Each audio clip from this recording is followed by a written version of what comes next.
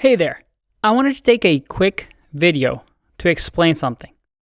And this is something that I made the mistake of when I first started off, when I first started teaching myself programming. You see, you start off with HTML, and things are fairly simple.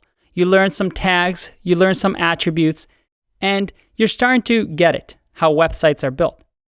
And then you learn about CSS and all the things that you can do to websites to make them pretty and beautiful.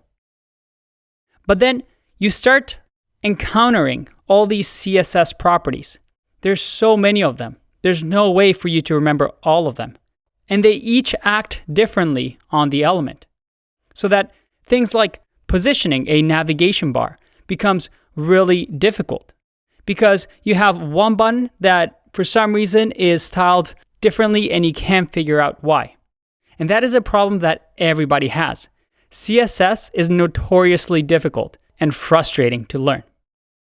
But this is the mistake that I made when I first started off. I thought I had to know everything in HTML, everything in CSS before I even touched JavaScript. So I spent way too much time learning everything about HTML, everything about CSS, getting frustrated because I couldn't get my websites to look like somebody that has been doing it for years. And here's the thing. If this was that easy, then every single person would be doing it.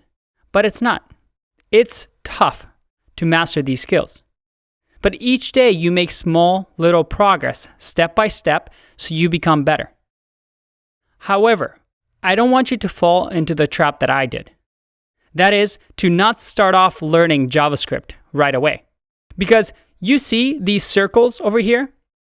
These circles, the size of them, represent how important they are to your career.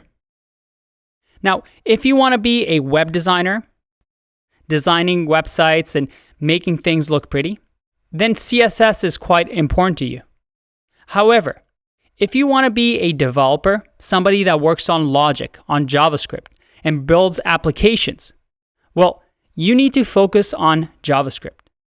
Because although you need to know CSS, those are things that you're going to work on while working on JavaScript. So each time you're learning JavaScript and working with websites, you're also, as an effect, working with CSS. So although your knowledge might not feel complete right now with CSS, by using JavaScript and starting with JavaScript as soon as possible, we focus on the most important topic at hand. And little by little, as you're learning JavaScript, you're also going to learn more and more about CSS. So I encourage you, trust me on this, because I've been through it as well.